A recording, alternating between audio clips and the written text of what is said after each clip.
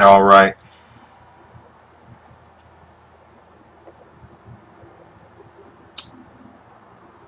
And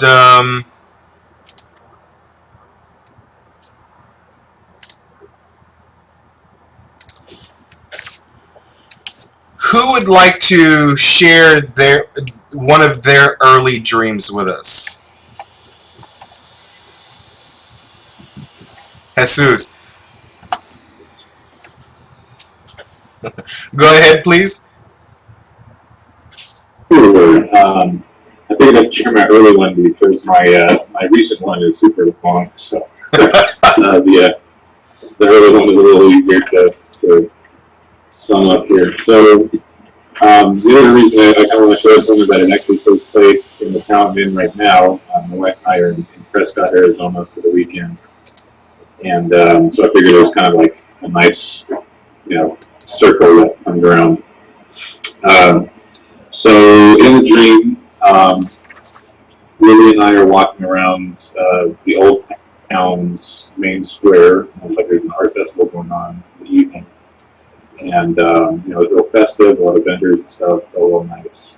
We're both dressed up in like Renaissance festival kind of garb, and an older man, I'll say like in his 60s or so, kind of comes up and starts hitting on Lily, and she like very politely but firmly tells him to leave her alone. But then he follows us for a few blocks, and so we're starting to get real nervous.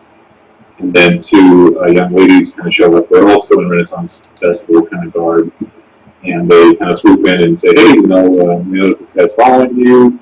Do you want us to kind of like whisk your way to this? There's like a party outside the town going on. You want to go, come with us?" And she's like, "Yeah, absolutely." So we lose the guy and go out to the woods where there's a clearing, and there's two cabins built out there. And they both look they're circular, looking like yurts. And there's two big fire pits, one of which has a big fire going. And there's a bunch of people standing around it, 12 people total, 5 women, 7 men. And I'm pretty sure that they're all spirits in human form because they all have some kind of special ability.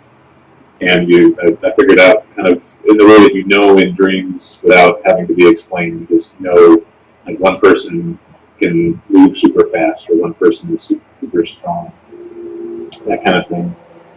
And so as we're kind of talking to these people, it occurs to me that I have a power too, and it is to summon flame or summon fire. And so, oh, awesome, So I try and light that second bonfire. It doesn't work, and I realize that there's no fuel or no wood in the fire pit. So I go out to the woods to gather some deadfall, and I come across an old woman sitting at the base of a really big old wooden fence, almost like you'd see in an old frontier fort. Really big logs. And she's kind of pale. She looks really tired. You can't see her bones sticking out, from under her skin. But she's really lovely, and she gives me this really kind of warm smile. And we embrace, and I can feel her bones, really prominently underneath her skin. But she asked me what I'm doing, and so I explained what's going on. And so she said, "Okay, well, we'll help you back to the cabins. I'll help you find some wood." And so I kind of like help her up, help her walk back to the cabins, and we're kind of picking up branches as we go. And then when we show up, the fire's already been lit, and everybody, including my wife, is inside one of the yurts, and they're playing in a big drum circle and singing. And so we sit down, enjoy the circle, and start playing. And as we play, the old woman starts to grow younger and younger, and like the kind of the pain and the lines melt from her face and her body, and her bones don't show anymore. And she kind of starts to glow from within. And it occurs to me that this is a powerful spirit, one that only who I know, but who I can't remember her name, but I'm familiar with her. And as the music kind of gets louder and she grows younger, I wake up. Thank you. Now I'm trying to share this document with you guys. Doesn't seem to be working very well. There's a couple of things I want to point out in the dream. First, in your dream book, you have three portions, and really there's four. And I want us to look first at the time to bed. Okay, the time to bed you have on this one 23:49, and 23:49. What you want to do in numerology is you can do one of two things. You can look at all of the numbers individually, 2, 3, 4, and 9, and see what they mean, or you can add all of the numbers together until you get one solid number. So in this case, and let me go on ahead and get my calculator out real quick, and by that I mean the app on my phone.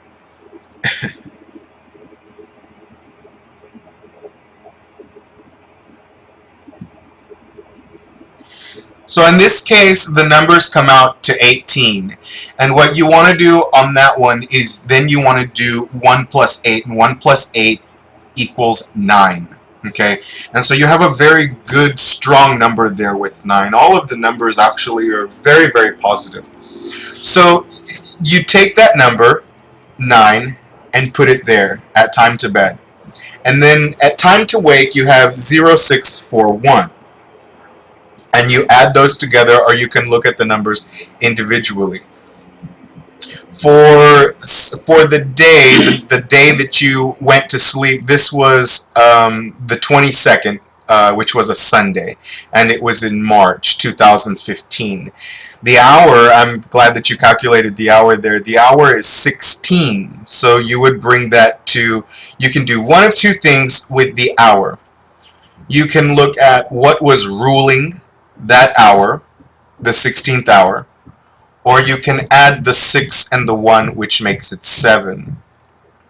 The point of all of this is that you want to condense your numbers down. So really quick, I'm going to give you guys the numbers again. The number for the time to bed in this dream was 23:49, which came down to 9. Then you have 0641. Let's do the math on that one real quick.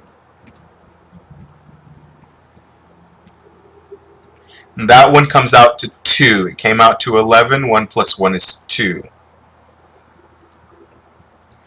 Now, the 22nd of March, 2 and 2 is 4. One of the things I want you guys to look at in between odd numbers and even numbers is odd numbers can mean balance. Yes, sir. Jesus. So for the date, would you just take the number of the day, or would you also add that to like the month and the year? So for example, like March 22nd, 2015 would be 3 plus 2 plus 2 plus 2 plus 0 plus 1 plus 5, that kind of thing. You can do that as well. The numbers will have different meanings for you according to your sign. This is what we'll get at. There are several ways to pull your numbers. None of them are wrong. And there are so many interpretations in numerology.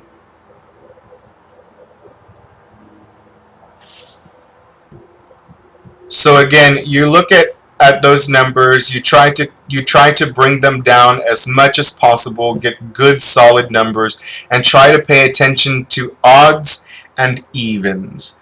Evens, of course, is good for balance. Odds may mean that something may be imbalanced. Imbalance is good. It's not all balance is not always bad. It can be very good, okay? And then you have the day of the year. The day of the year for this one was the 81st day out of 365 days. Again, remember, you can find this number in your Farmer's Almanac. Or if some of you, for example, at work, my desk calendar at the bottom right hand corner of each one of the dates will show a little number in gray, and actually it will show it just like that. It will show like 81, and then it will show a slash and 365. So if anyone was ever wondering what that little number meant, it means that it's that 81st day of 365. So once you have your numbers set, and you'll do all of this off to the side, okay? Your dream journal, this piece here, this is just like your notes. This is just your preliminary stuff. If I can say these are the vitals that the nurse would take from you when you go to see the doctor, okay? And then the descriptions at the bottom, the longer portion where you begin to write your description, that would be what the doctor would write down as he's talking to you. So now we're going to come up, what we're doing now is we're taking all of the information to come up with a diagnosis or to see into the future. But we have no crystal ball, okay? So you have your numbers, and you're going to put all of your numbers in one location. And then all that's going to take is you to do a little bit of research in numerology. Look at your numbers. If you have, look for certain things like reoccurring patterns. Is the number 7 occurring a lot? Do you have more odd numbers than you have even numbers? Look for patterns, okay? When you discover the patterns, then you're able to interpret the numbers. I know some of you are writing, so I'm gonna pause a little bit in between so y'all can finish writing your notes and thoughts. Yes, Sammy. Could you repeat that last part about the patterns? Yes. Look for patterns in your numbers. Look for things such as if you're having a majority of your numbers are odd numbers, or if a majority of them are even numbers. If you see numbers repeating, for example, maybe you have a lot of 7s, or you have a lot of 3s, or you have a lot of 4s. This is how you begin to develop warning numbers for you as well. Let's say, for example, for me, one of the numbers that comes up for me is the number 6. Okay, 6 is a good number for me, so I tend to look at a lot of 6s for prosperity. A number that is bad for me is right before the number 6, which is 5. I have noticed a trend that when the number 5 comes up many times, it's a bad thing for me. So I try not to do things on days that are the 5s. For example, you have the 5th of something, Cinco de Mayo, for example. Call me a little superstitious. I never like to do anything on Cinco de Mayo. And on top of that, it's 5 and 5, right? You have the 5th month and the 5th day of the month. I'm not doing anything on that day. You know, I'm going to watch things around me. I'm going to start paying attention a little bit. But on June 6th, that's a very good day for me. That's a 6, and 6 is a positive number for me. So on the 6th month, on the 6th day, that's a very, that would be a day that I would really look for being a positive day for me. And some people look at their days as their lucky numbers as days.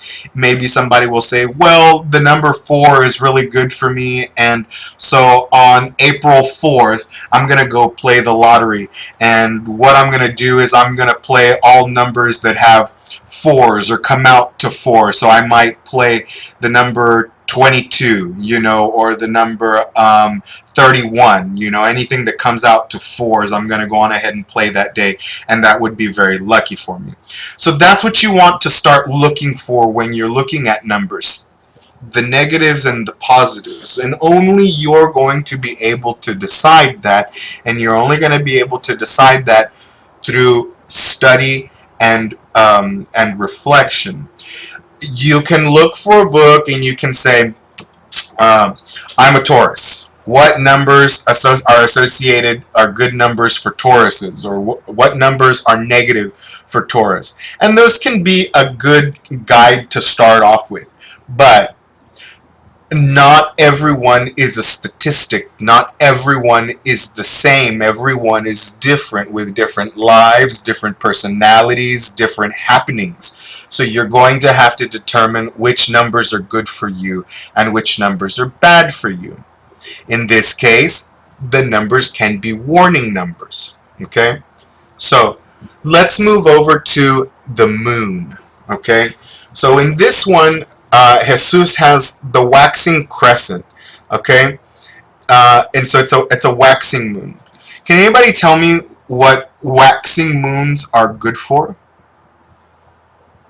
Todd, please. Waxing moons are good for things that you want to draw to you, or to gain, like prosperity, or to draw something to you, like a lover or a love interest, or anything that has to do with gain. So let's look at that. We say, okay, the moon on. Thank you so much, Todd. The moon was waxing, right? Gain. So now we have our numbers, and now we have our moon. Okay. Let's pull out of this one, just for shits and giggles, the time that he woke up, which was 6:41 in the morning. That came out to 11, which comes out to a number 2, even number, right? And now we know that it's a waxing moon, gain. So let's look at that. The number 2, and then gain next to it, okay? Astronomical placement of the moon and the astrological placement of the moon. We have Pisces and we have Taurus. All of the signs, in my opinion, are very good, strong signs. So if you hear me say 2 very good, strong signs, or a very good, strong sign, they're all good, strong signs. But let's look at the characteristics of them. Okay, I'm going to show you guys a book real quick. Very fun book that I like to use for reference in situations such as this. Astronomical and astrological placement of the moon. Bam. Sun and moon signs. Okay. Very great book. It's Julia and Derek Parker. If I say, okay, well, the sun is, the moon is in Pisces and it was in Taurus, what does that mean? Okay, you look at, I'm going to go for Taurus because I know Taurus, okay? So the astrological placement of the moon was in Taurus, and I have the number 2, and I have gain because the moon is waxing. What are positive traits of Tauruses? Stability, right? That's one. So you would write stability in your placements of the moon for Taurus. You could write independence, because Tauruses are very much like to stand alone. Okay. You can write comfort. Taurians love comfort. Okay. But at the same time, you might also want to look at some of the negative aspects of Taurus. Stubborn, right? Quick to anger. Huh? Those are just a couple. Alright? And so these are the things you start looking at. Now, we're going to set that aside. Let's look at Pisces. Anybody here a Pisces? No? Can anybody here tell me a couple of positive traits about Pisces? No? Let's look at yes, go ahead, Todd. Intuitive and creative. Okay. Intuitive, creative. Let's look at some of the negative aspects of Pisces. Procrastination, daydreamers. Okay? So now we have two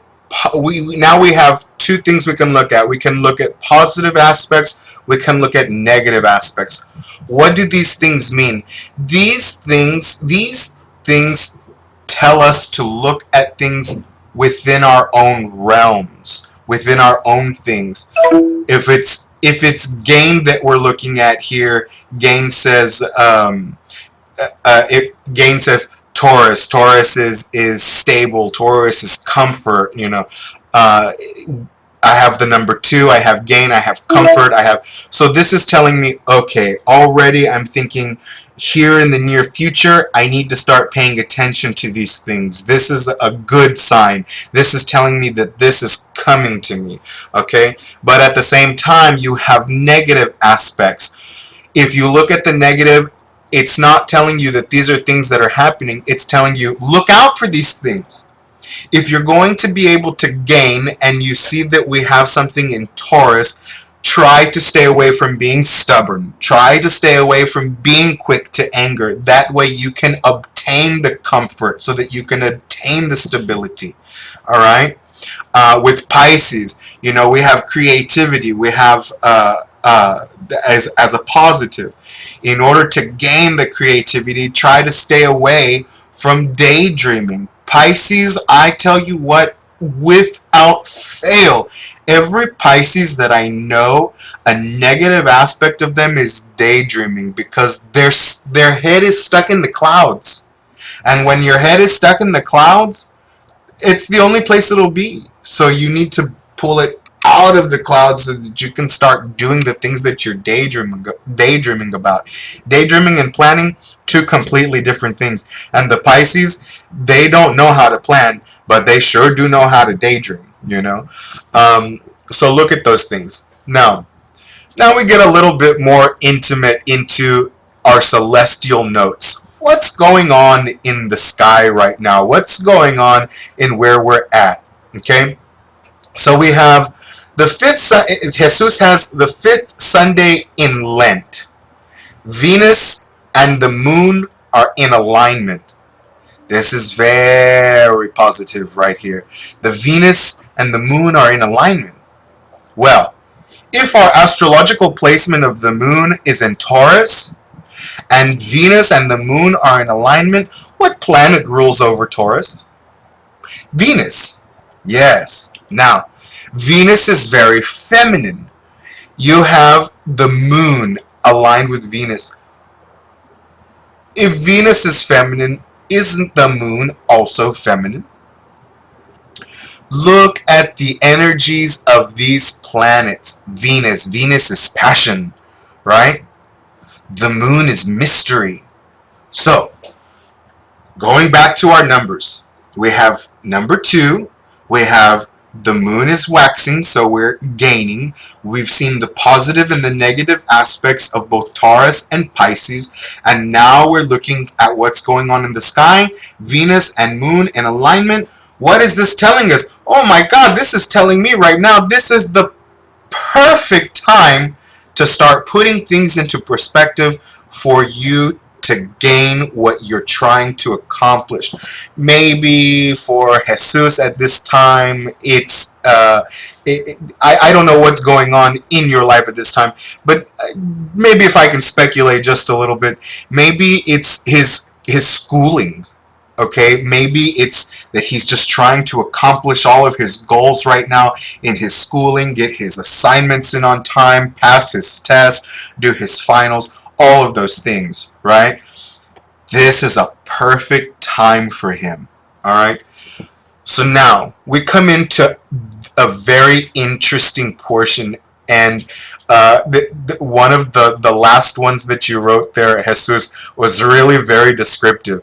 You have for your colors red, yellow, green, indigo, violet, black, orange, and then you threw in aged pine wood for the color. I don't know what aged pine wood looks like for a color. But that's good. Be as descriptive as you can. In the beginning, what I want you to start looking at are basic colors, your primary colors, your secondary colors. Each one of those things have meaning. So if we're looking at, let's just look at the first color, red. What is red associated with? Red is associated with fire, with passion, with love, okay? And if we've already seen some of the things that we have previously in here with the placements of the moon, we know we're in Taurus, we know that we have Venus, we have a good, strong, solid number with the number 2. Red. Let's go with red and passion, okay? Yellow. Yellow is bright, yellow is vivid, yellow is alerting, okay? Green. Green can be associated as well with gain, with prosperity, with finances, with luck. So far, really good colors. Indigo. Indigo is a wonderful color for mystery. Where above that would you... Let me slow down a little bit. I'm getting very passionate now. Let's look at the color indigo. Okay? Everybody, put it in your mind. The color indigo is not to be confused with blue or purple. Okay? So indigo. Going back with what you see with your notes, your celestial notes, your astrological placements of the moons, where the moon is, what do you think that indigo might be relating to in those other things? What stands out that it might attract you to? Anybody? Give it a good thought.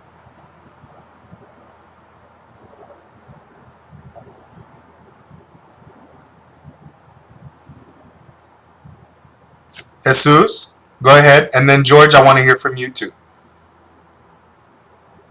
Well, the first thing that pops to mind as a good Catholic is the color of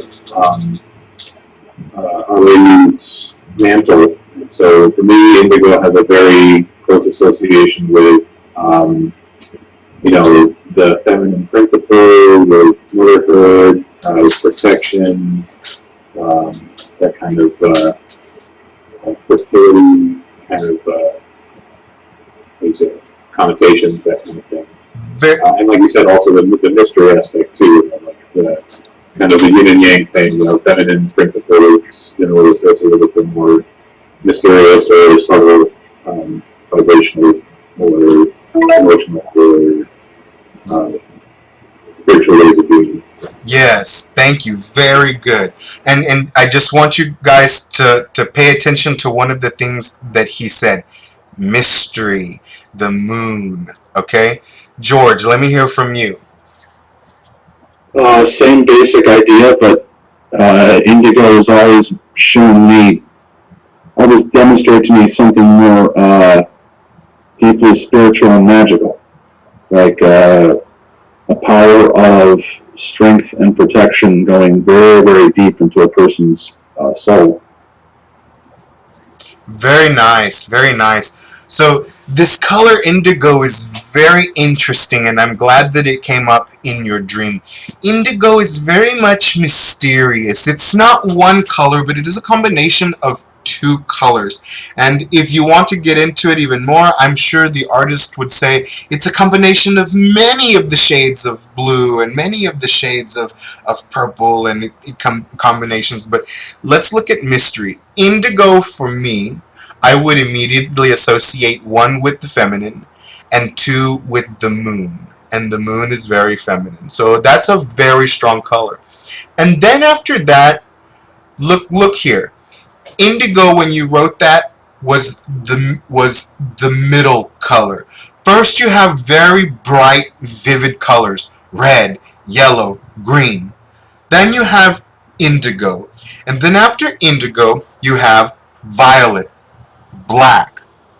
The colors are starting to get a little different. They're both on 2 sides of the scale, right? Then after black, you have orange. And aged pine wood, what would that be, like a dark tan? Uh, yeah, it's kind of like this rich kind of golden or amber color. You know, just that kind of look of old wood. You know, at Okay. time of the season and stuff like that. So you have wonderful, beautiful colors, and you want to look at it. Black can be protection. Black can be avoid, the absence, of, or black can be all of the colors together. Orange is very bright. So separate your colors now. Now you have red, yellow, green, and orange. Those are very bright colors. And then you have darker colors. You have your indigo, your violet, and your black. And your aged pine wood, I'm going to stick it off to the side because it's different than the rest of the colors. It might be your pinnacle. And what do the colors mean? Okay? Um, let's go back to some of your bright colors. Red, yellow, green, orange. Red we know is passion. Yellow we know is brightness, so that could be awareness. Green we know is prosperity and luck. And orange. Anybody want to take a gander at orange? Orange can be healing, and orange can be reflection. George, you have an insight on the color orange? I always associate orange with power and positive change. Whenever I burn a candle for Mercury retrograde, I'm burning an orange candle. Very nice, very nice. So document all these things, all these notes, and I want you to get into the practice of identifying what colors mean to you. You can go through a very basic interpretation through what colors mean in magical interpretation, but then also what does the color mean to you? Remember, you're not always a statistic. You're not always like somebody else. Red may mean something different to you. Red, instead of passion, may mean warning. It may mean alert. Watch out, right? Most of our signs are what? When we look at the road, most of our warning signs are orange, red, and yellow, right? Caution, look out. Is that what this dream is telling? Is that what the colors in this dream is telling you? Look out, watch me here, okay? Or are they telling you to be more passionate? Are they telling you to be more aware of the things that are going on, right? And then we have specifically numbers that have arisen in his dream. He had 12 spirits. Yes, sir. Go ahead, George. Sorry to interrupt, but there was something I noticed with the number of spirits, the 5 women and the 7 men. Mm-hmm. If you look at the pantheon of the Roman gods, after they changed one god from female to male, there were a total of 12. But then it ended up being 7 men, 5 women in that order. Wow. That's very good. Thank you. That's awesome. So we have 12 spirits. We have 5 female, 7 male. Okay, and then take into consideration what George said about the pantheon. Okay, maybe we can look at the aspects of those gods and goddesses as well. You have the number 2, 2 cabins, 2 fire pits, 2 young women, and then the number 1, 1 older man, 1 older woman. Look at these numbers: 12, 5, 7, 2, and 1. Do we have more odd numbers than even, or do we have more even numbers than odd?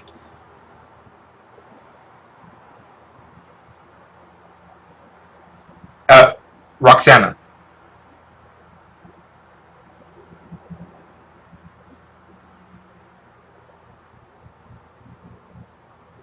Well, she froze up there. We have more odd numbers than we have even. Now, 12 you can consider an even number. 6 and 6, it falls half and half. But let's go with 2 plus 1 and condense it down to 3. This is an odd number, okay? So you have the number 3, the number 7, the number 5, and the number 1. You have 4 odd numbers. Take this into consideration too. You have 4 odd numbers. So you have an even amount of odd numbers. Balance. Balance. Then you have the number 2. 2 stands alone, right? Again, we start to go back and we look at these numbers. So we have, let's stay focused on our odd numbers right now, and we can get back to the even number later. We have 4 odd numbers. So we have balance in imbalanced numbers. What does 3, 5, 7, and 1 mean? And if we want to take it a step further, let's add those numbers together. Okay? Going back to my trusty little calculator here, I have 3 plus 5 plus 7 plus 1. You have 16. 6 and 1 is what? 7, right? Man, this dream is looking real good for Jesus. Already we have 2, which is balance. We have the waxing moon, which is gain. We have Pisces and Taurus. That kind of tells us a little bit about the energies that are going on in a celestial level and in a physical level, right? And then we have some very good colors, and the one that sticks out for me here is that indigo color. And then we have odd numbers that are balanced that come out to the number 7. 7 is luck. 7 is prosperity, right? Things are looking really, really good. So we've identified some numbers. We've identified some colors. We're sitting pretty, right? Things are looking really good for positive changes, for positive gains. Let's look a little deeper into this. It might change. You have characters. Your characters are Lily, your wife, right? This is important. Look to real characters such as this, because these may be key people that will play one of 2 roles. They will further your success or they will hinder your success, okay? In this case, I'm hoping that your wife, furthers your success and doesn't hinder your success. And you have locations. These locations are very familiar to you. They're not fantasy places. They're not places that you've never been to. They're very close to home. Old Town Prescott in Arizona, the woods outside of town. These are places that you've been to, right?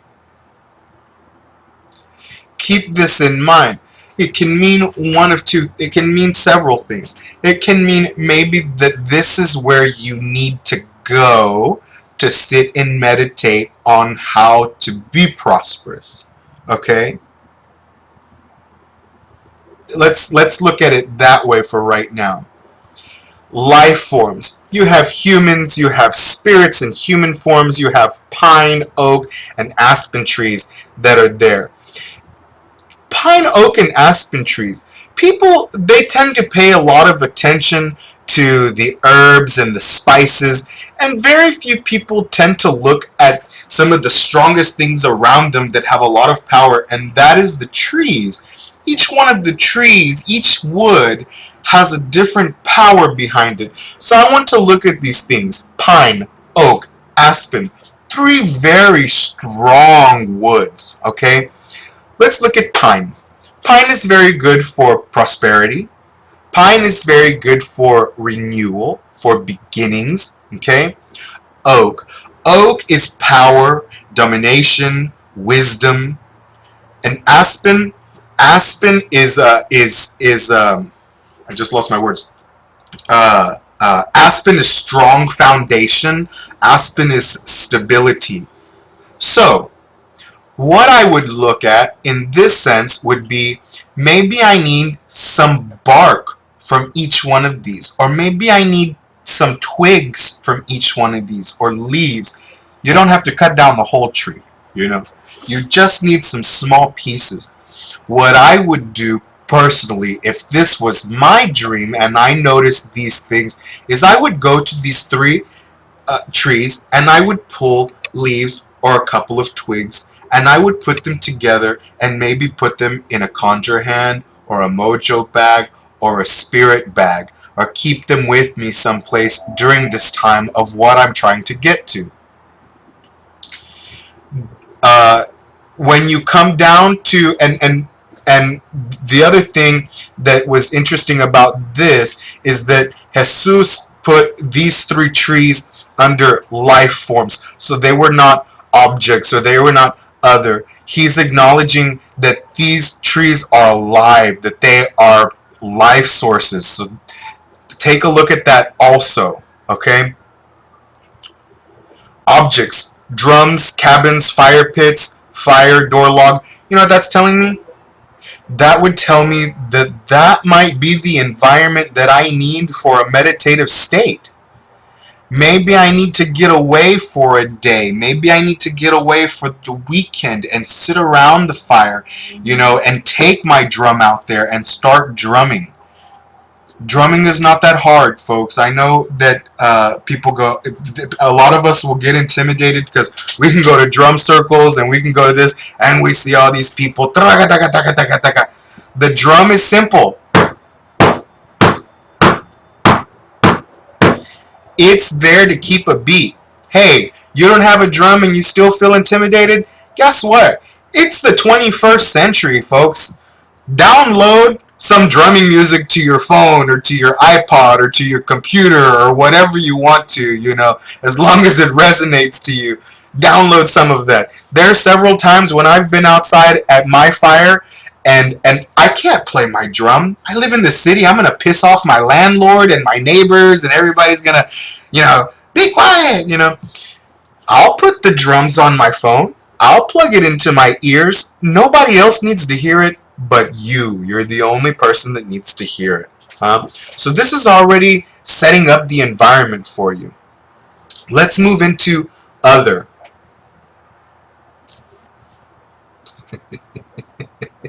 So here we have other. What is other? Went to bed with a moderate amount of mota in my system. Many of us go to bed with a great amount of mota in our system. For those who don't know what mota means, mota is cannabis, okay? And there are a lot of people here who will smoke cannabis. Let's talk about that for a minute, okay? Shall we? There are many people who are conservative that will tell you, you know what, it's a drug, it's bad, it hinders you, does all these things. And you know what, I'm going to agree to an extent. Most recently, I just completed my driver safety course. And you know what, I made a commitment to myself, I made a commitment to my partner. I'm not going to drive if I've smoked. Okay? Yes, it does hinder, you know, your reaction time. It will hinder me pressing on the brake or being a little bit more vigilant. But cannabis is also a very good herb to smoke before meditation, to smoke before you go to sleep, to open up your mind. If you're going to utilize this, pay attention to your cannabis. What kind of cannabis are you smoking? Are you smoking an indica or are you smoking a sativa? There are two different families. They do have two different reactions. One will slow you down, one will make you sleepy. One will open up your mind and make you a little bit more aware without making you sleepy. The other thing to look at is, are you smoking it for recreational use or are you smoking it for spiritual use? It's okay to separate your cannabis. If you buy, let's just say if you buy an ounce of cannabis, set half an ounce aside for recreational use, half an ounce aside for spiritual use. What makes the difference? One you sanctify, the other you don't. One you say, this, I sanctify it, I offer it to my ancestors, I give it to my spirits. whatever, right? And that one you only partake of when maybe you want to have some clear dreams, maybe you want to meditate, whatever it is that you're doing. And then the other, you smoke recreational. You smoke because you want that euphoric feeling. You want the feeling in your body, right?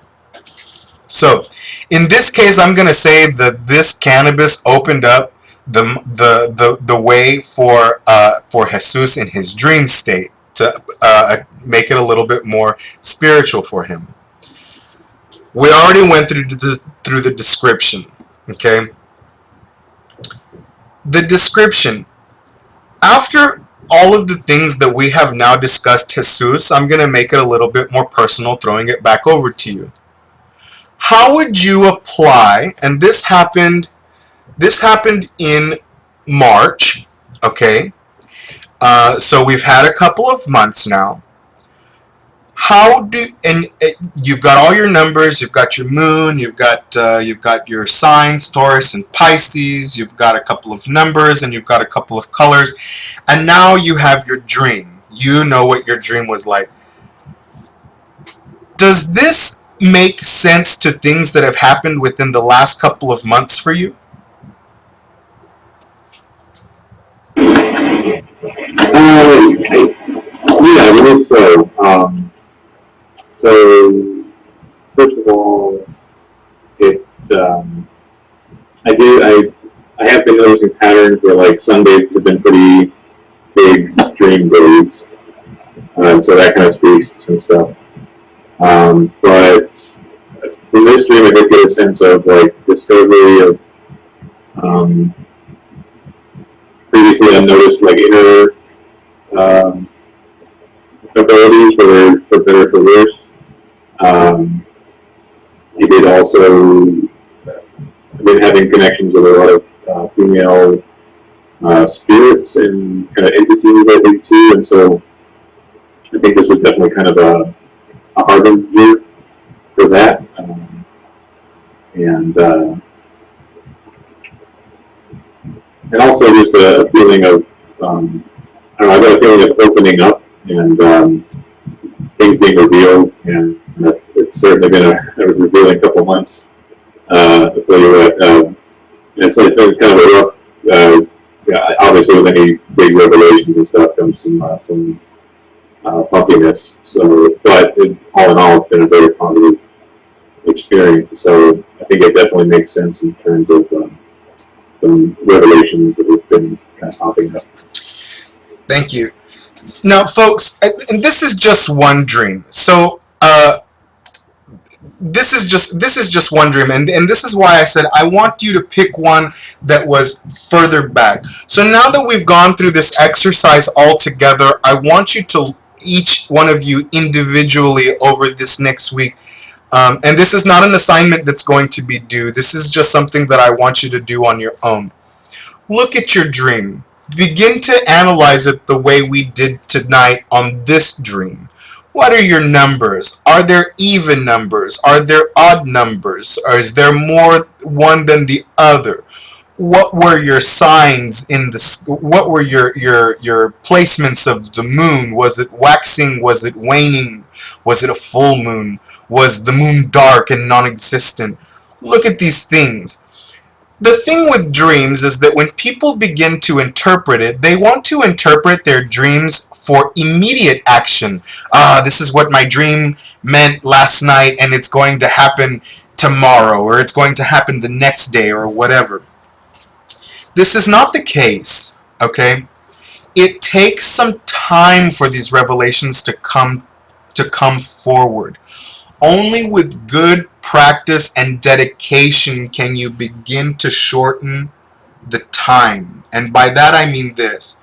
Right now, let's take this dream for example. Right now it's spread out, okay? It was spread out over a couple of months that we're looking at the analyzing of this dream, and we say, what has happened over the last couple of months? Does the last couple of months make a little bit more sense?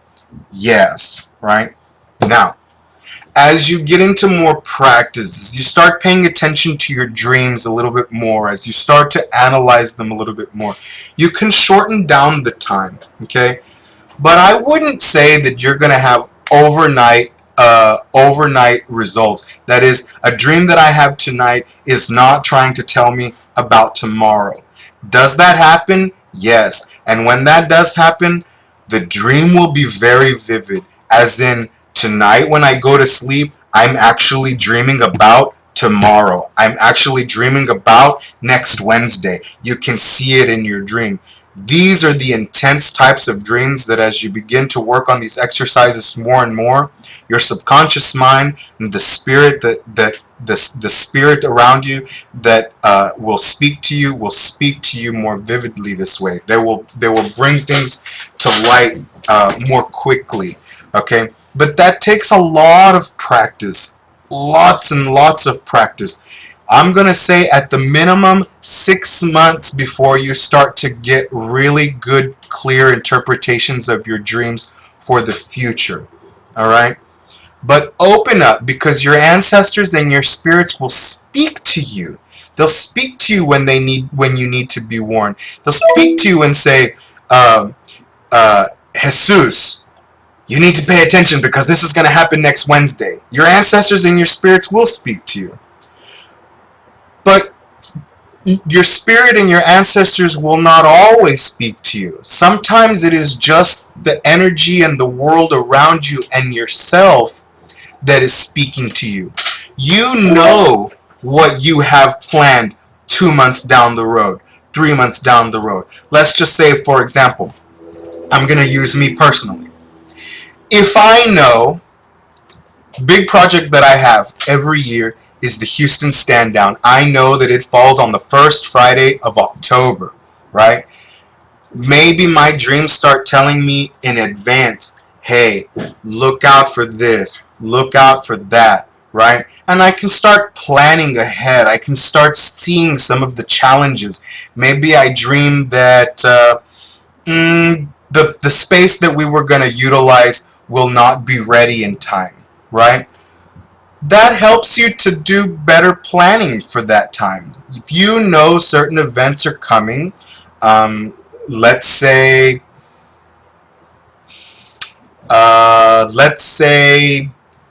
oh, you're going to get married. Okay. No, I don't want to use that one. Let's say you're going to buy a car. Okay. Let's say you're planning to buy a car in 6 months. And you start having these dreams. Are your dreams telling you that maybe the car that you wanted to buy is not the best car to buy? Are your dreams trying to tell you that how to save money better to buy that car? What are your dreams trying to tell you about that? Pick a topic. Pick a couple of them. Are my dreams going to try and be telling me about how to create the next best product? Or are my dreams trying to tell me how to fix a candle? Or are my dreams trying to tell me about a friend's pregnancy, that it would go good or that it will go wrong? Look for these things further down the road. Try not to look too much to the immediate. Again, those things will come in time, those immediate things. All right?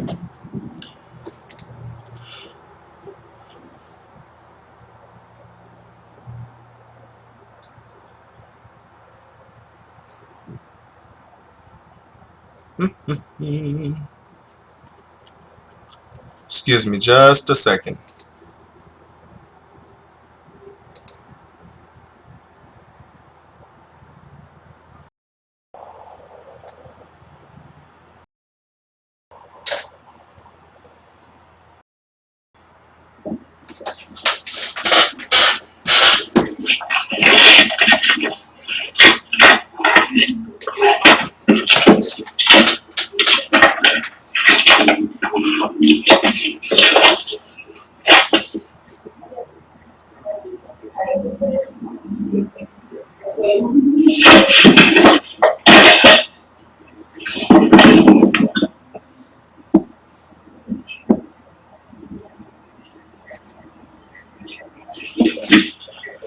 Okay, welcome back, everybody.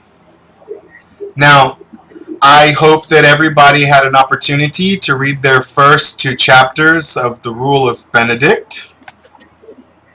How many people enjoyed the first chapter?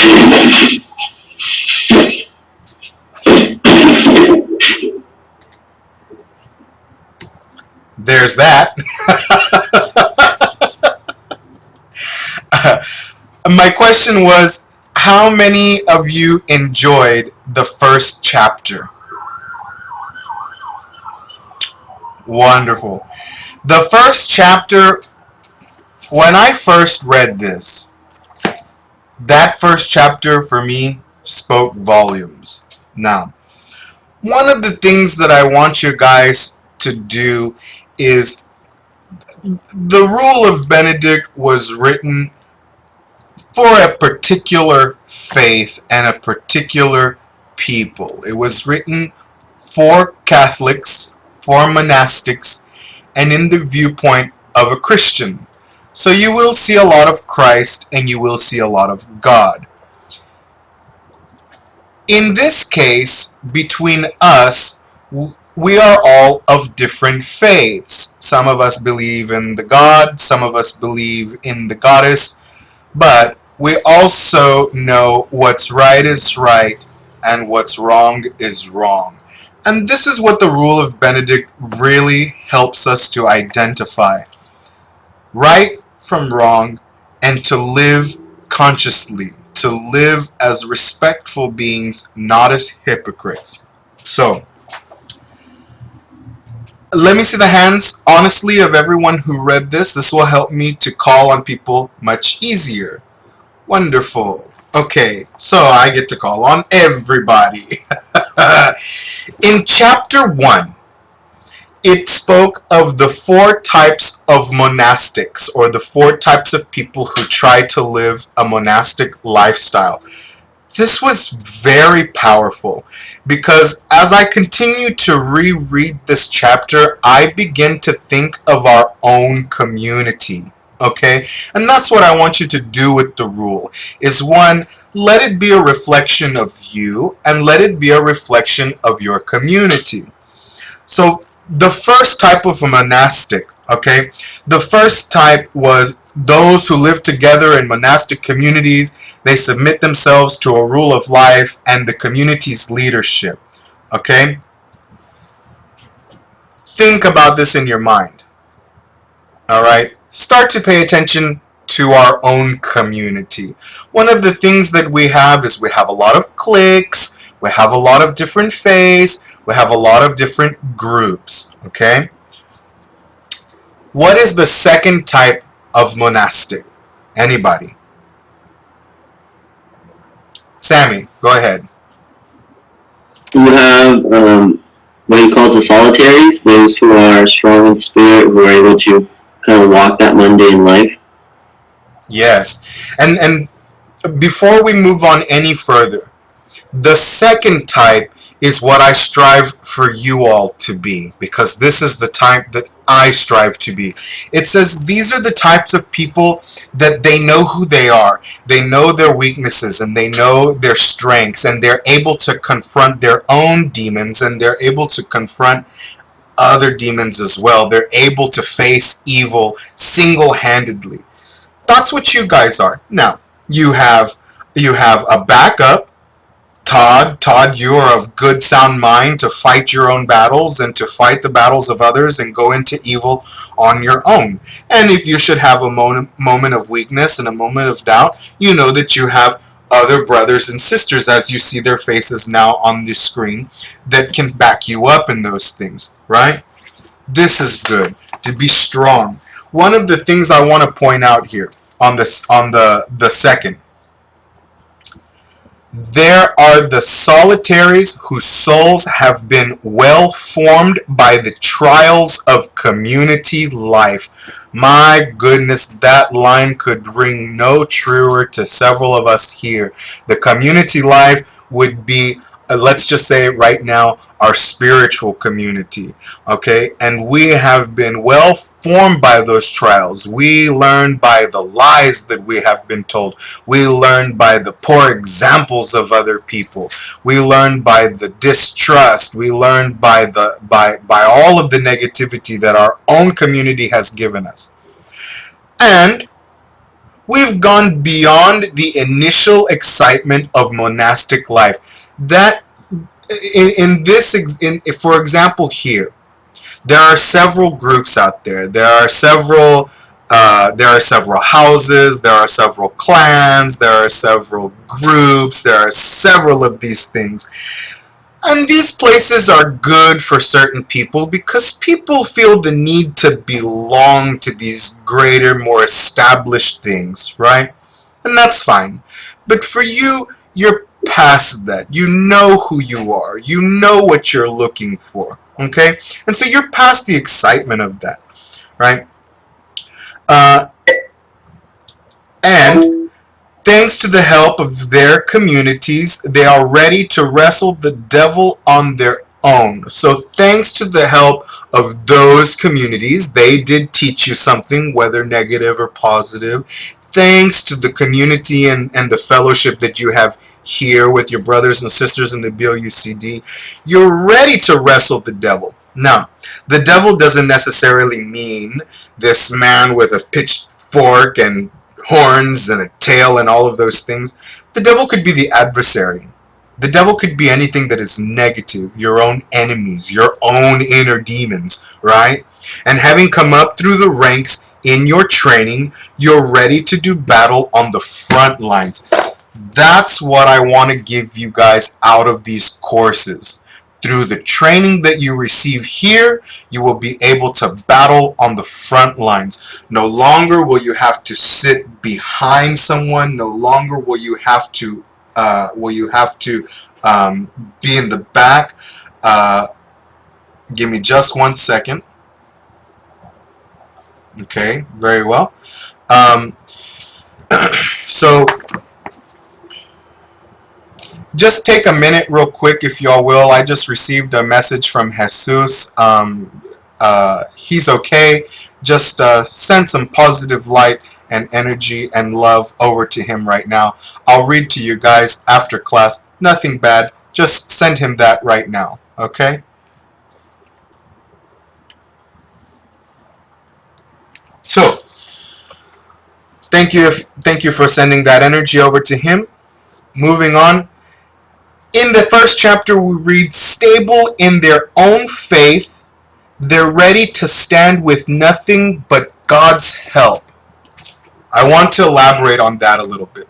Steady in your own faith. Whether you believe in the God, or the goddess, or the saints, or the angels, or whatever you believe in, you're steady and you're strong in your own faith. Remember, that's something that we spoke about early on, was that faith. You have to have faith.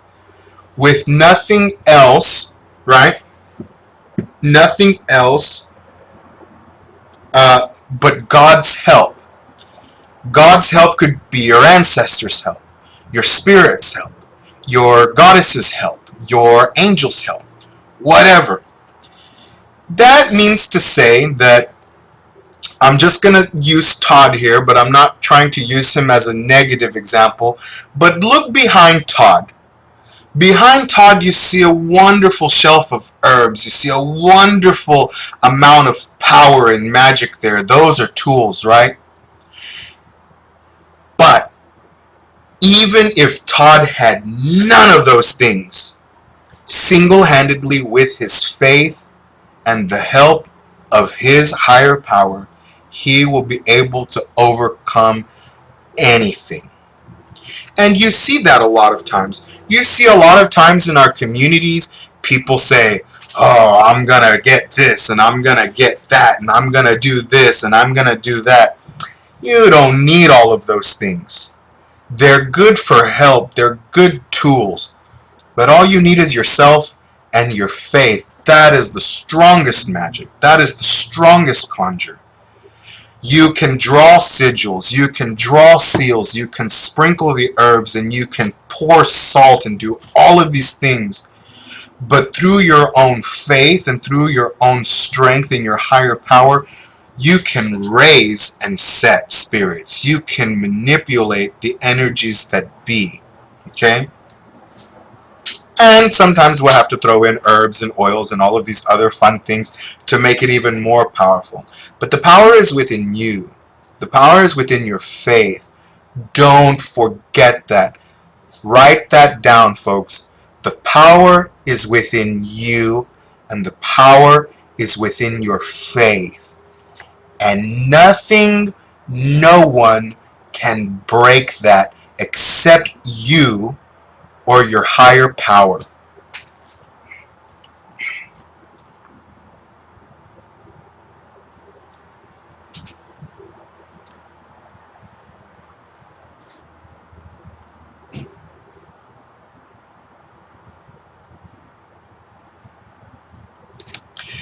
The next line after that is, they no longer need their sister or brother to remind them what God's love looks like at every moment. It's true. Eventually you will come to a point where you no longer need your brother or sister to remind you. Sammy will no longer have to tell George, George, remember, you are your strength, you are your weakness. George will already know he is his strength and his weakness. However, this does not mean that you should not seek counsel with your brothers and sisters. Seeking counsel with your brothers and sisters is always good. Okay?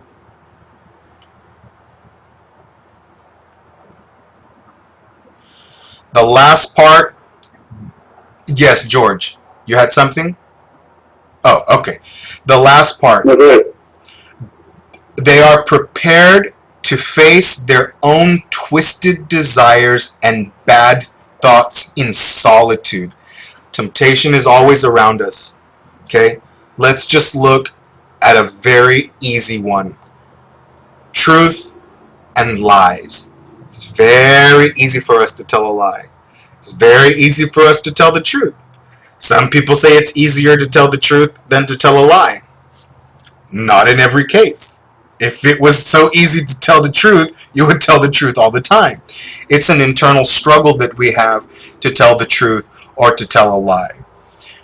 When we go back to, we will no longer need our brothers and sisters to remind us. Okay, right now, every time we start class, we didn't do it today, but what do? We do the four-way test, right? Eventually, you will no longer need each other to remind yourselves of the four-way test. You will remind yourself of this test. You will be caught in that moment of, do I tell the truth or do I tell a lie? And you will convict yourself and say, tell the truth. Or you will tell yourself, tell a lie. You know. Now, this is the one that I hope for you to aspire to be, the second. So pay close attention to the second type. Now, the third type. Anybody care to elaborate on the third type? The third type, I'm gonna let me read the third type for you guys real quick, and then, quite honestly, I would like for you guys to think while I'm reading it of an example of this within our own community. Okay.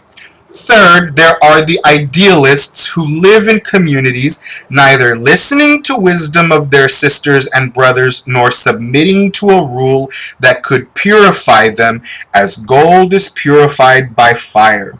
They are the worst kind. Their character is as soft as lead. Everything they do is driven by their own desires, so they lie to God when they call themselves Christian communities.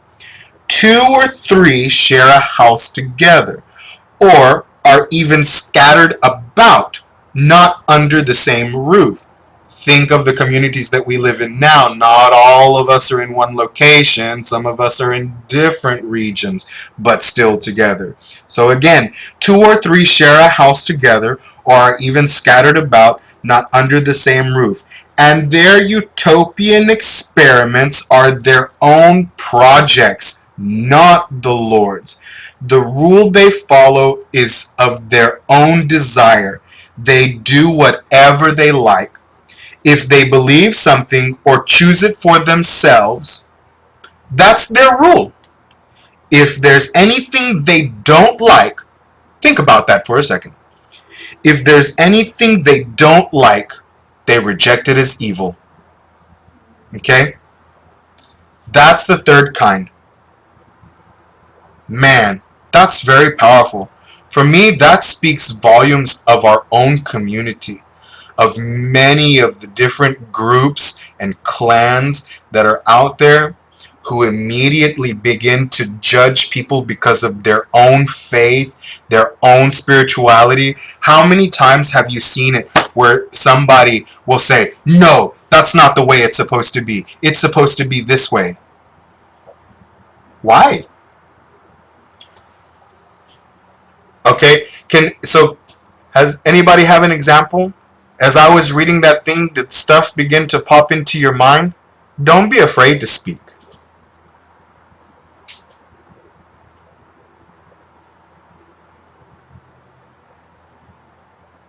Everybody, go ahead, George. Well, there's different teachers who claim that their way is the only way, and some of them will take various teachings that a lot of us recognize are from other people and claim them as their own, and then show people that, oh, these are my ways, and this is the only way you can do it, but it's not always the case. Yep, very true. In this community, we have a lot of people that are like that. We have a lot of people who are offering classes. We have a lot of people who have covens. Me, in particular, I have seen here in Houston, there was a coven who went against me. I had a student, and we were learning herbs, and a particular herb came up in question, and we use it for exorcism and to expel demons and to rid negative energies. And so this person, just in question, asked, well, could I add this herb, could I add this spice to a cleansing ritual? And I said, well, yes, that makes sense. I said, if the herb expels and it removes demons and stuff like that, sure, why not throw a pinch into some cleansing, right? So it can purify and do what cleansing does. Well, that same student that I had happened to go tell their other teacher that they were learning from as well, that they said, well, Doc said I could use this spice in a cleansing ritual. And that person said, no, absolutely not. You can only use it for exorcism. And the person was confused, right? And the person said, well, okay. And so now the person was torn in between, well, who's right and who's wrong. And when the student came back and said, well, this is what my other teacher said, I smiled and I said, listen to your heart. Listen to your teacher. Do not disobey your teacher, because as students, we should not, So that person went on to listen to their teacher, appease their teacher, and in the back of their mind and in their heart, they continued to use this herb as they were called by their spirit, by their intuition, and by their smarts to include it into their cleansing rituals, right? But there are also a lot of people out there. Think of the traditions that we're involved with. Many ATRs, right? Many of these people will tell you, no, that's not how it's supposed to be. For example, let's look at palo. All right? There are many paleros out there who will tell you, it can only be done this way. And then you have another palero who will tell you, no, it can only be done this way. And then those two cannot agree on themselves. It's okay for you to smile and nod. What is the Spirit telling you? What is your experience telling you? Okay?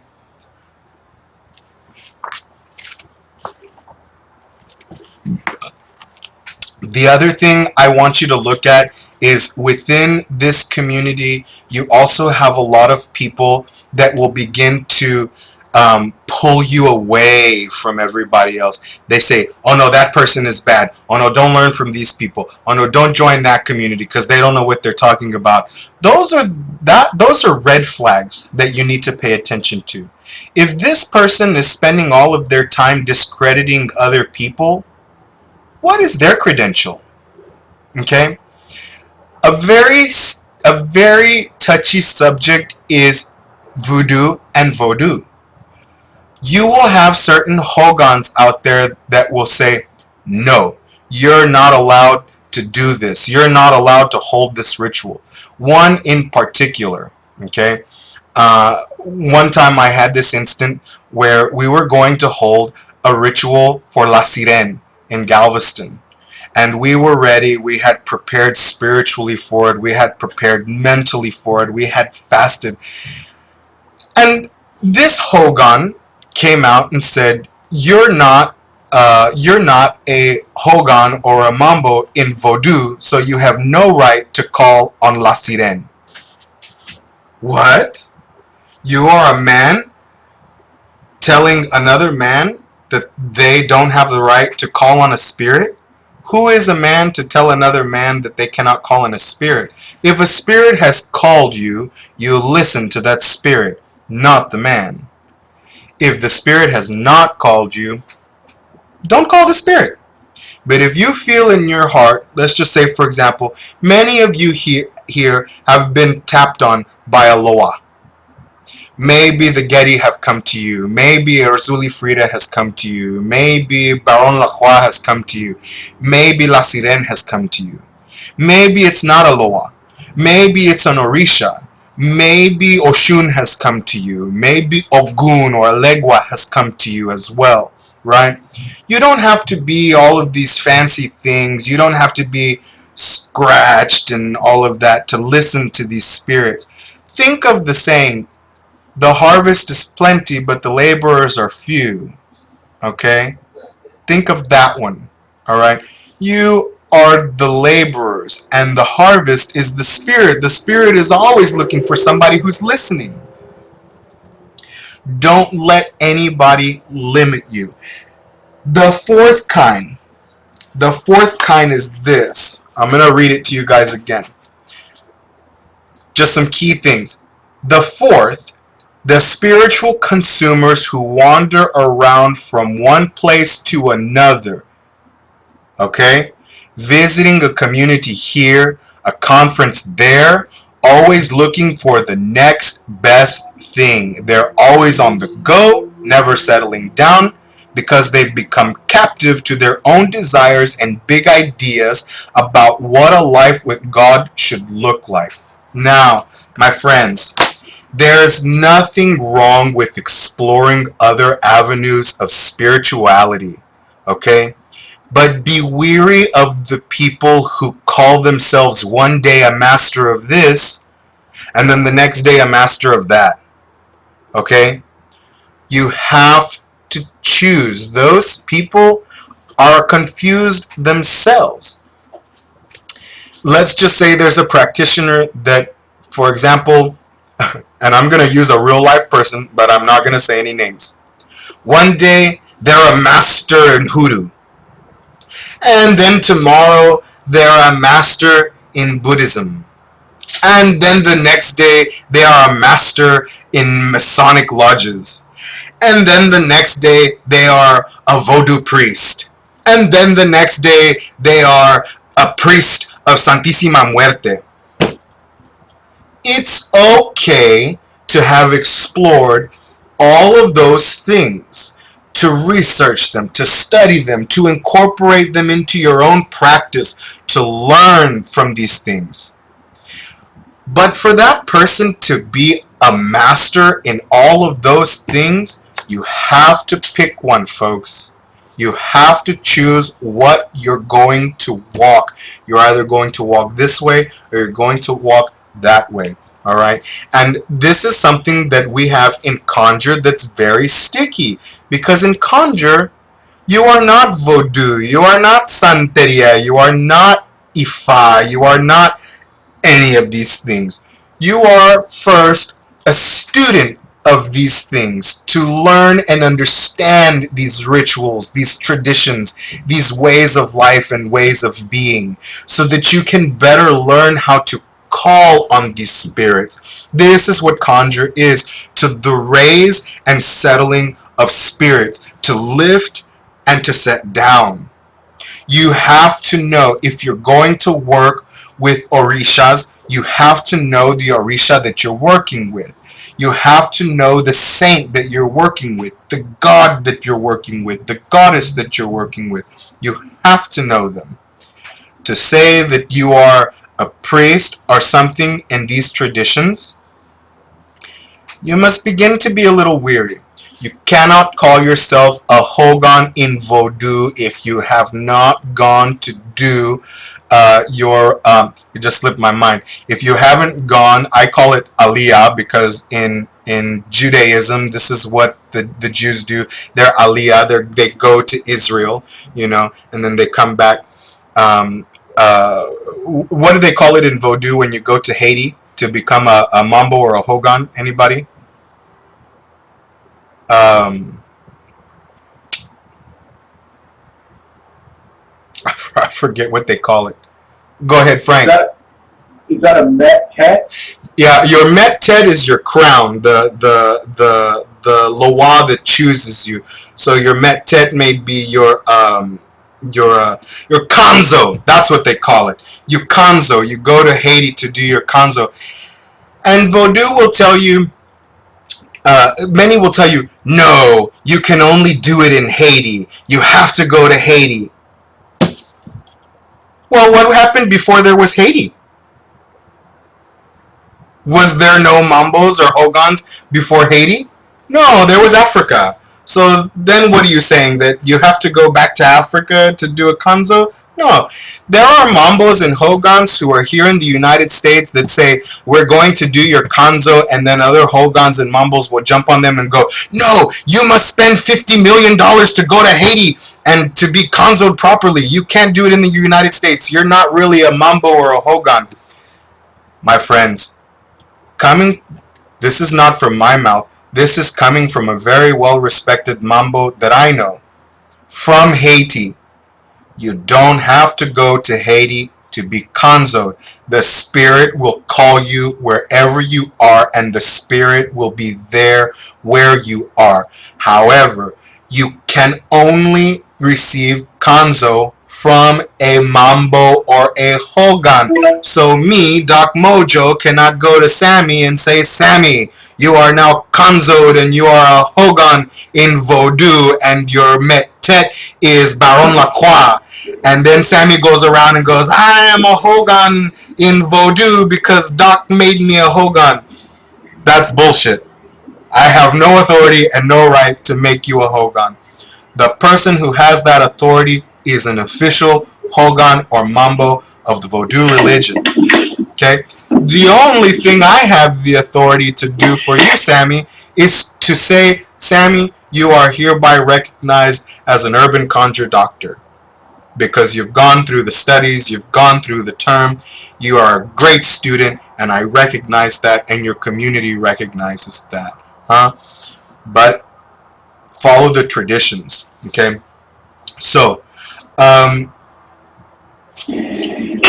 let's see. So now, again, I say, be weary of those people who are always here and always there. And for those of you who do, yes, sir, Todd.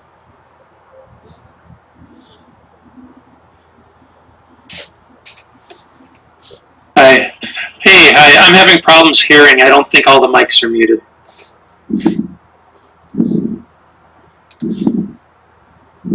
Okay. Everyone's muted now except for you. Okay. What was I saying? I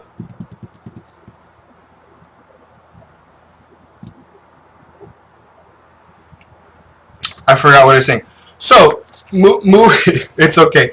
Moving on to chapter 2, okay?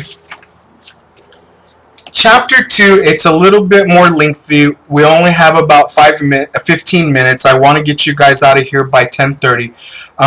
So let's pick this up. Chapter 2, oh, that's what I was saying. There are many of you who go to conferences. There is ConjureCon in Santa Cruz, and there's the other one in New Orleans. These are great for you to go to. And as a conjure doctor, you should attend these things if you are able to. I have not been so fortunate to be able to go attend many of these things. Let's face it, I'm a very busy person. I have a hard enough time trying to balance 3 projects at one time, let alone gathering the logistics to plan to go to something. Me personally, if I'm going to plan to go do something, it's going to be my vacation where I don't have to worry about nothing and anything and I just get to relax, right? But for many of you, this may be a form of relaxation.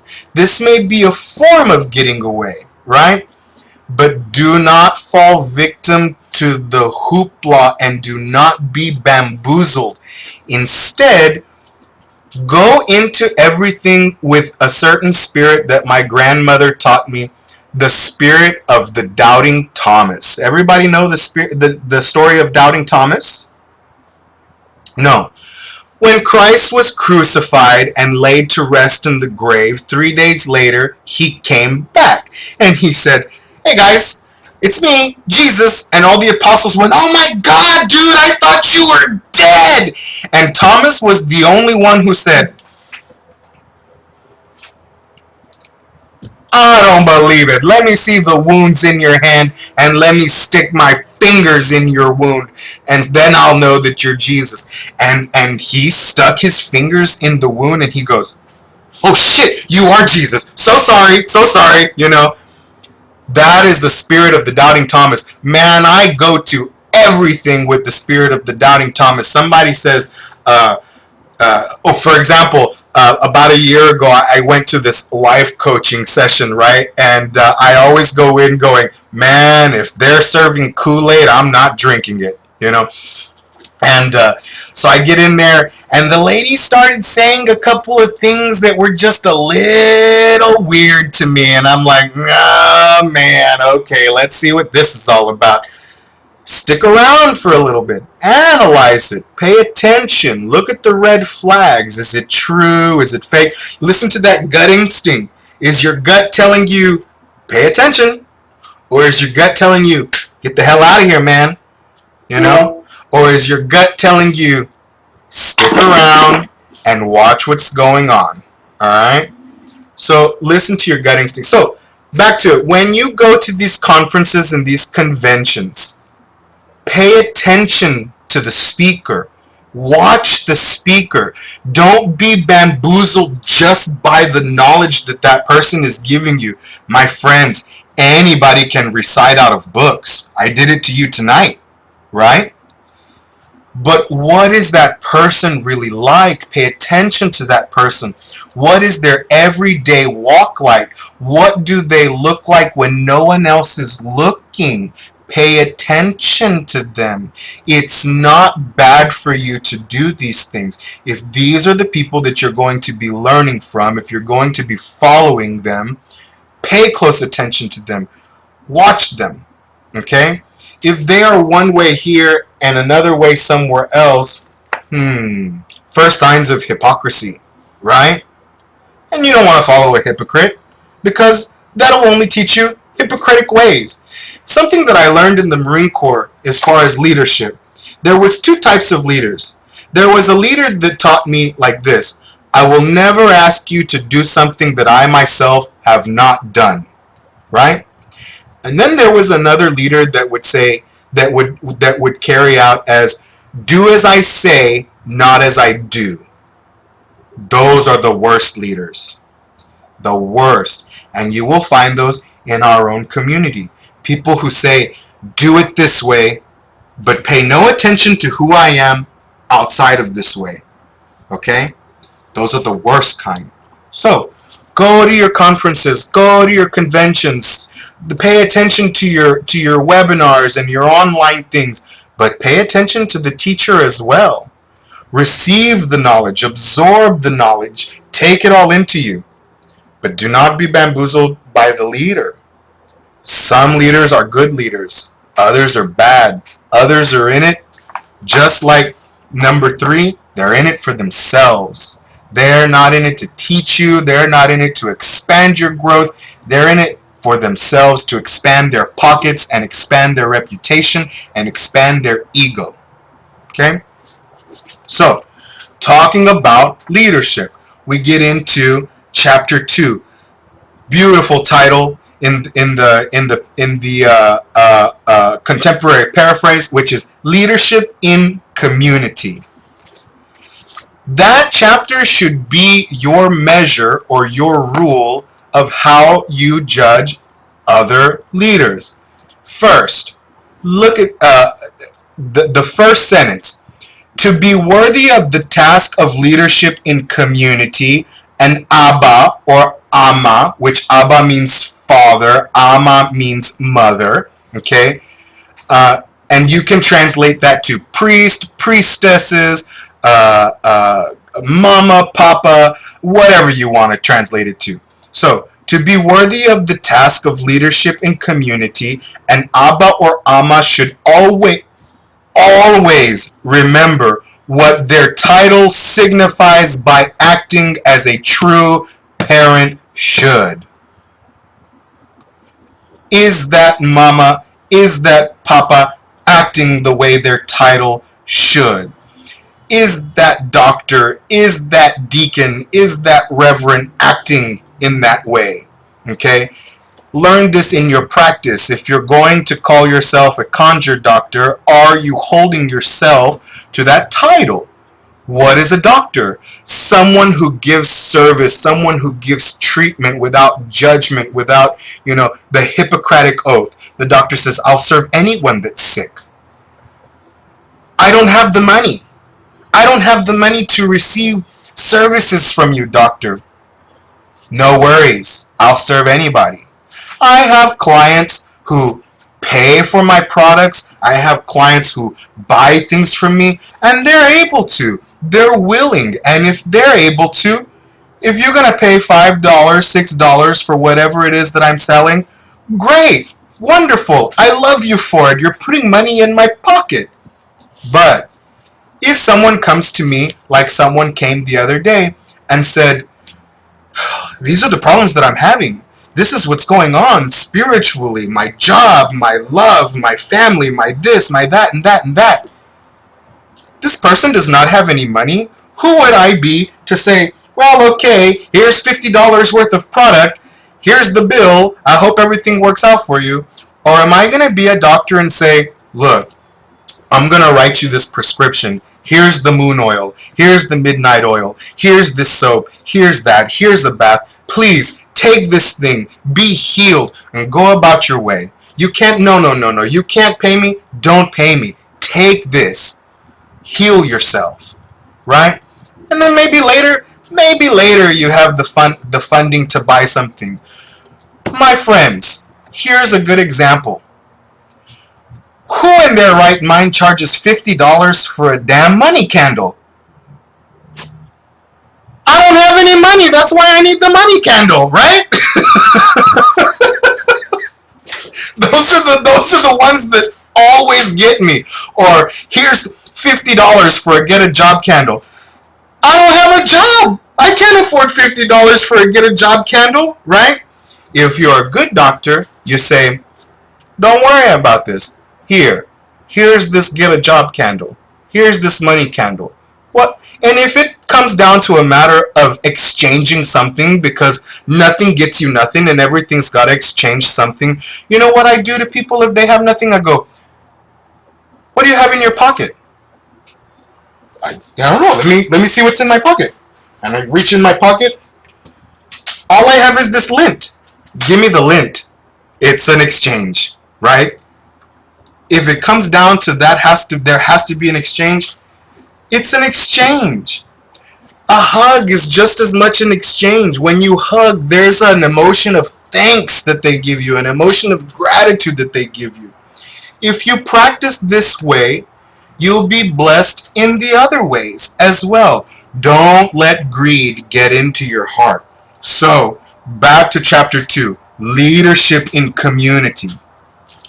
So the community, I'm going to skip a couple of sentences and go down to the next paragraph. So the community's leader must never teach or ask anything that would deviate from the teachings of our Lord. And that Lord that they're talking about is the Christ, Jesus.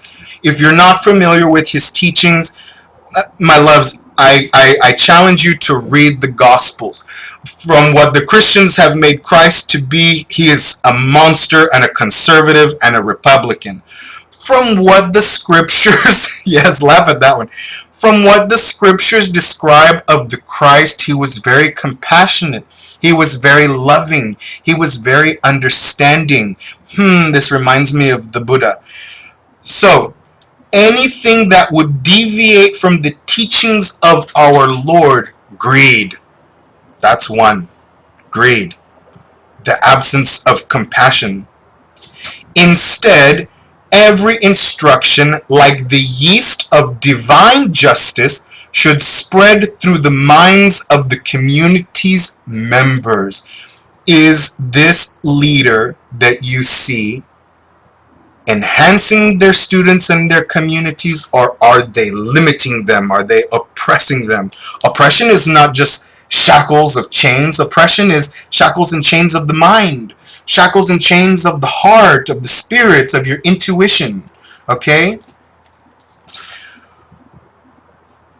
Always remember that at the final accounting, not only his teachings, but also his community's actions will be examined. Use this as a rule. Is the leader and their community the same? Are they good? Are they positive?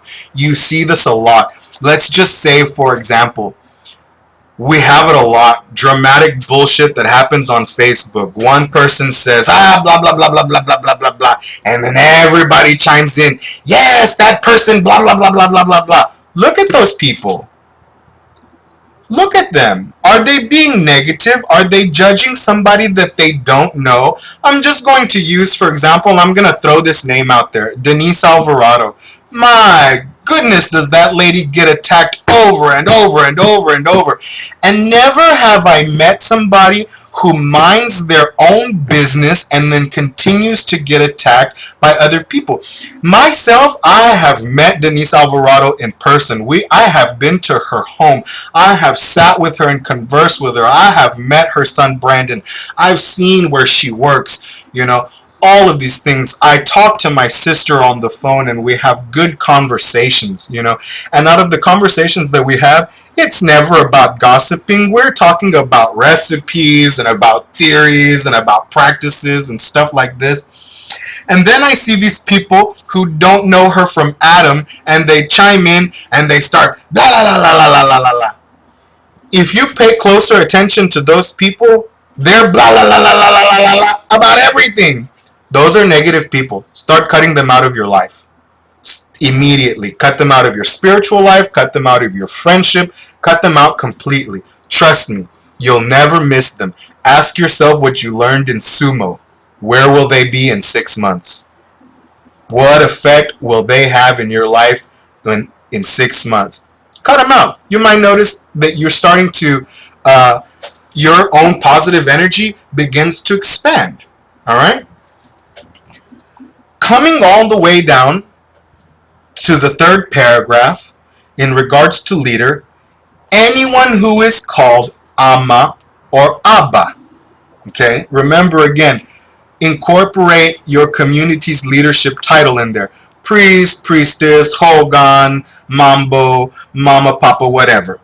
Anyone who is called Ama or Abba should lead their community with both good teaching and good living. Very powerful. Keep this for yourself. Know this as a measure for you, that you must incorporate this balance to yourself. You must lead your community, you must lead yourself with both good teachings and good living.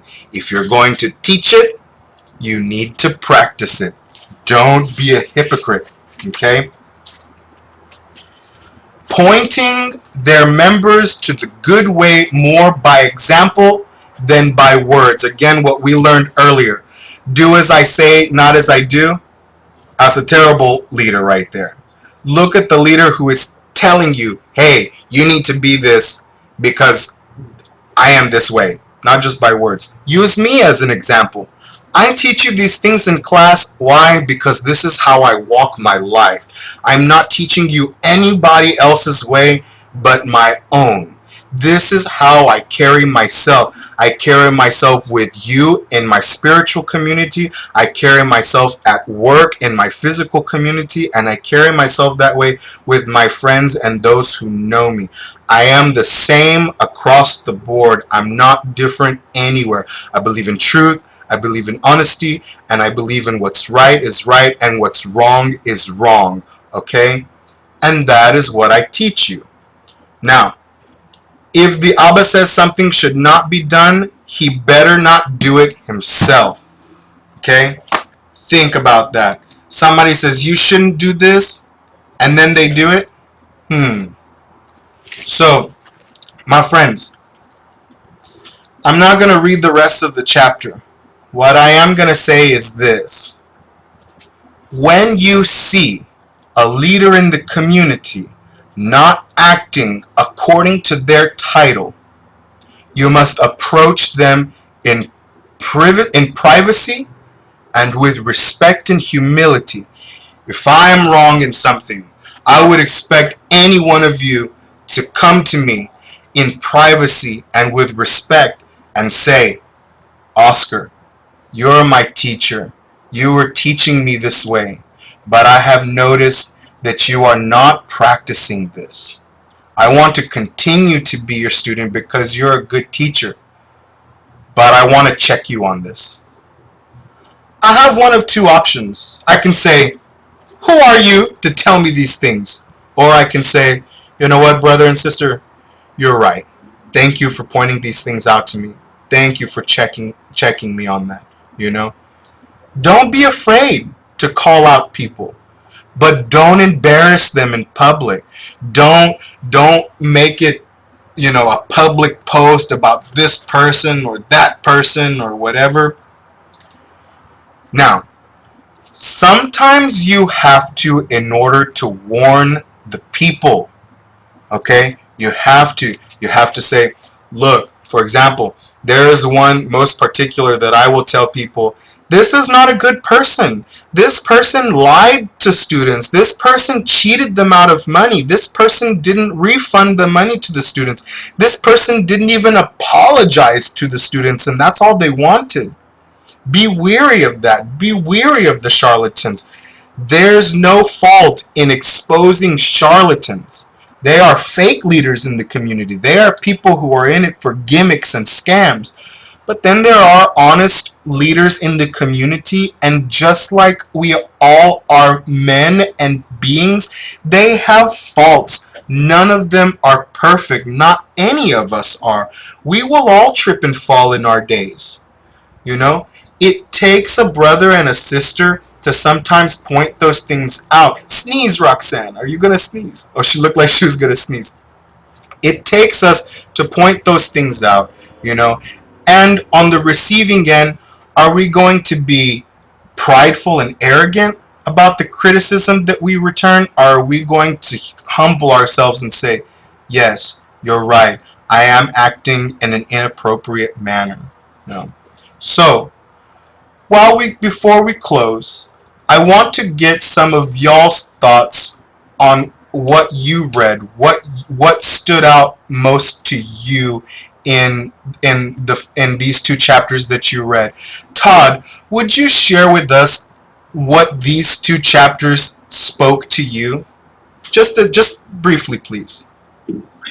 Yeah, reading these two chapters really spoke to me of self-knowledge and self-accountability, being aware and accepting other people's awareness, and like you said, being humble and approaching it humbly.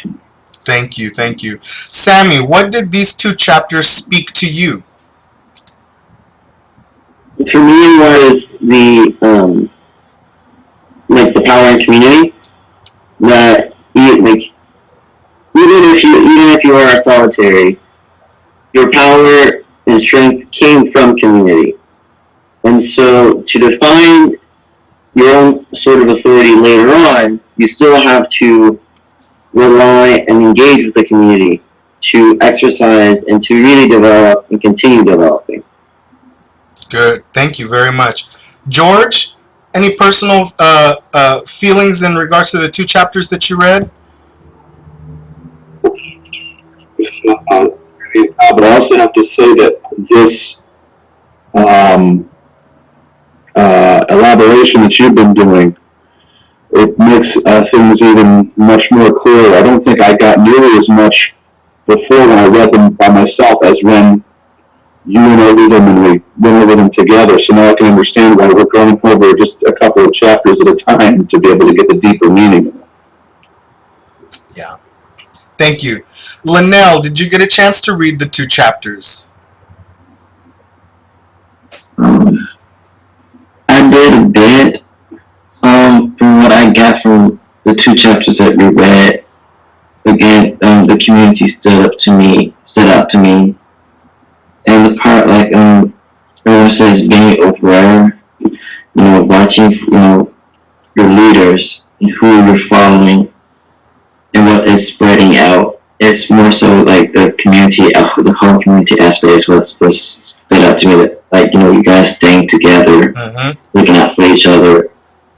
We have the heads and what they teach, what doctrines they spread, and what they follow by the word. Like you said, they're not going out the other road teaching something else or putting this out there or whatnot. They're being true to themselves, true to their heart, being true to you, and that's what stood out.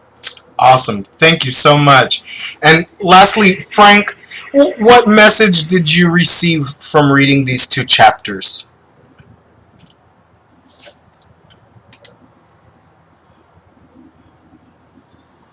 Oh, Frank, I asked, what message did you receive from reading these 2 chapters?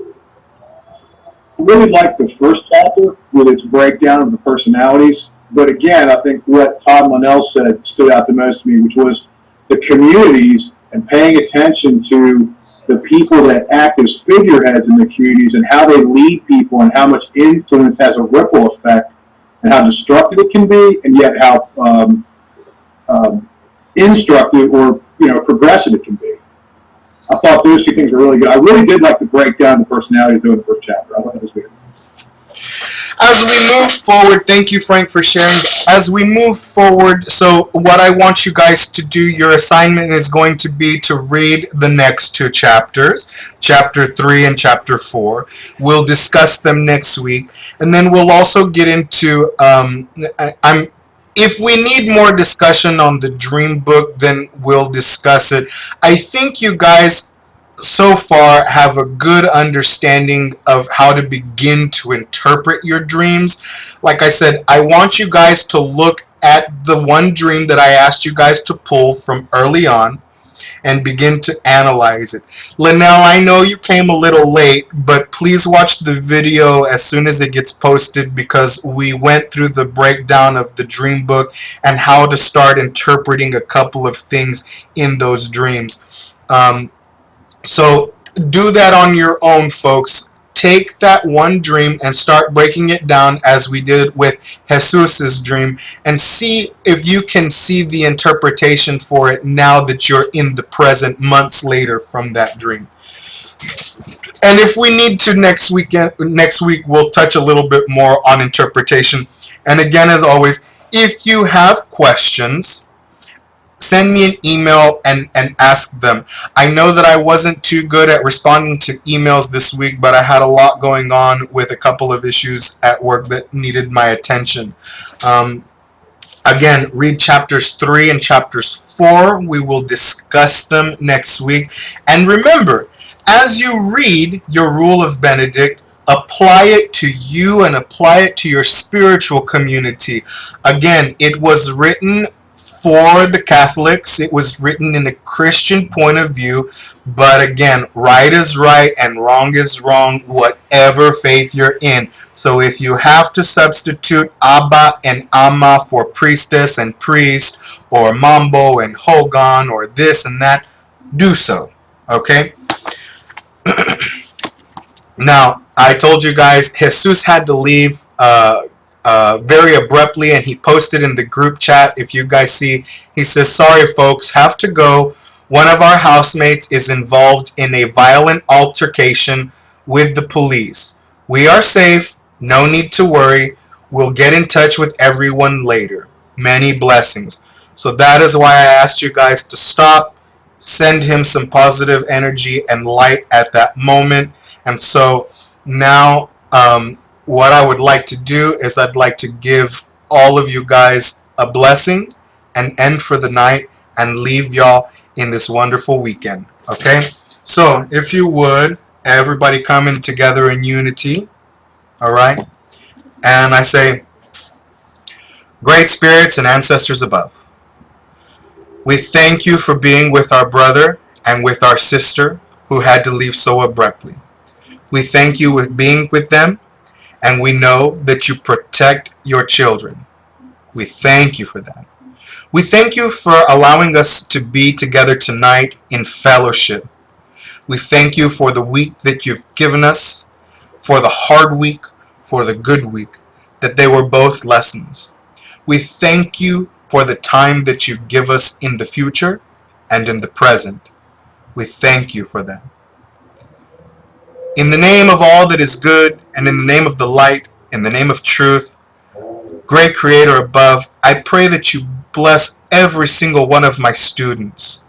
I pray that you bless them with protection, that you bless them with wisdom, that you bless them with honor, that you bless them with love and encouragement and friendship. I pray that you enwrap your loving arms over all of them, and that you keep them safe. Beautiful students, I bless you in the name of the light. May you be blessed by the light, and may you walk with knowledge in the darkness all the days of your life. The sky is watching over you. Amen. So, you'll all have a great weekend. I do want to tell you this. If you have not sent me a mailing address yet, I need you to send me a mailing address because I want to get the certain items out to you guys. You guys will be receiving a head covering, and you guys will be receiving the medallion of Benedict with further instructions. So please email me a mailing address so that I can get that to you this week, okay? Also, the webinar, Conjuring the Candle. If you're able to attend the webinar, please do send me an email with your RSVP. That way I can mark you down. The course is free for you who are my students because it's going to be an introduction to the class that you're going to be taking when we start talking about candles. So I want you to have a good introduction for when we get to that portion of our class. What I'm teaching at the webinar is just a taste of what you guys will be learning when we get together. Okay? So, this class will be posted on Facebook, on YouTube by the end of the night. George, thank you very much for kind of reading on ahead and looking at the chapters and noticing that the complete thing was not there. So the most recent rule of Benedict is complete. All 72 chapters are there. Please don't read ahead. Read chapters 3 and chapter 4, and I will see you all next Friday. And just to let you know, on June 5th, there will be no class on June 5th, okay? Okay, I'll see you all next week. Have a wonderful Memorial Day. Remember to honor your veteran spirits. If you're using graveyard dirt from veteran, go put a flag on his grave this week and thank him, all right? All right, I love you all. I'll see y'all next week. Stay blessed. Bye-bye.